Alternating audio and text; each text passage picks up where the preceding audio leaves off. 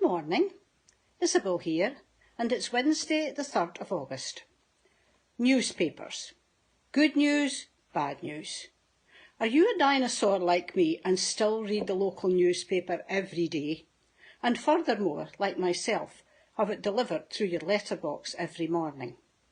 Yes, Monday to Saturday the Courier and the Sunday Post on Sunday.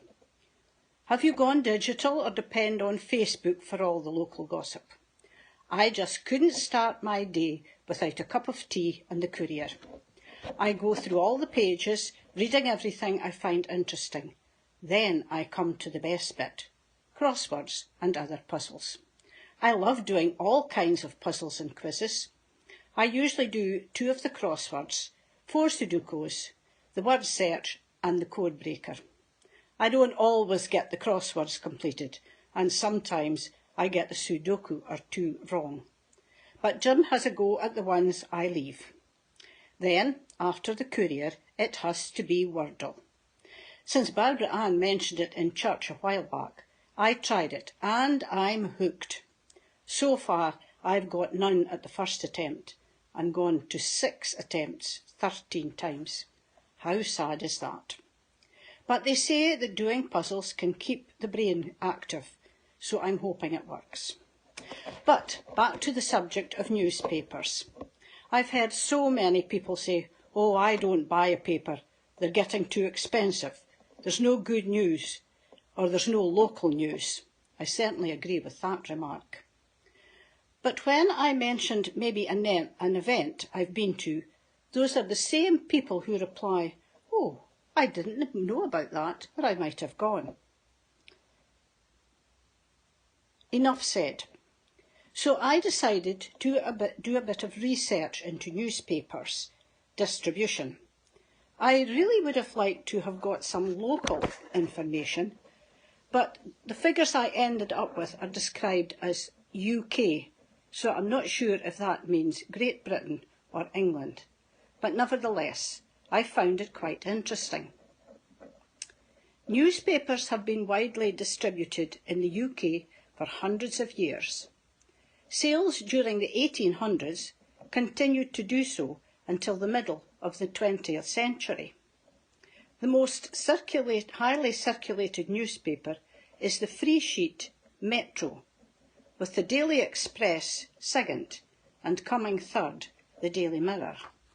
The figures for January 2022 are Metro 1,027,989, Daily Mail 909,201, the Daily Mirror 330,731, Daily Express 221,214, the Daily Record 75,696. The Sun came 12th on the list, but no figures were available. William Caxton, of course, brought the first printing press to England in 1747, and the first one was introduced in Scotland by Walter Chapman and Andrew Miller in 1507. The Gutenberg Bible is the earliest major book printed using mass-produced movable metal type in Europe by Johann Gutenberg in Mainz, Germany in 1450s. Of course, our nationalities don't use letters as we do. For instance, the Chinese and Japanese use characters.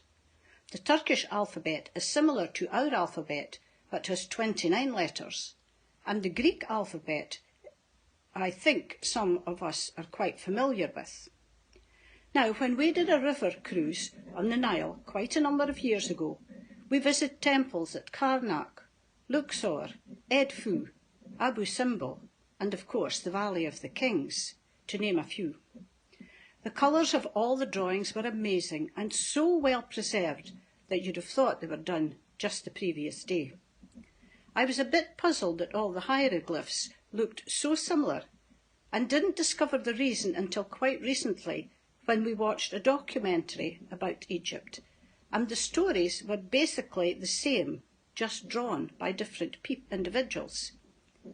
We all know that the Bible is the most read book in the world, and Barbara Ann has given me some of her personal thoughts about the various Bibles which are available now. Her favourite for personal use is the RSV, Revised Standard Version. Her favourite for the church is NIV, the New International Version. She doesn't like the King James Version because it is difficult to understand and uses old-fashioned words. I agree with her there. She also doesn't like Good News because many of the stories are altered in meaning due to translation and grammar. In biblical times, the good news was spread by word of mouth. In Mark's Gospel, chapter 16, verse 15, Jesus said to his disciples, "Go into all the world and spread the gospel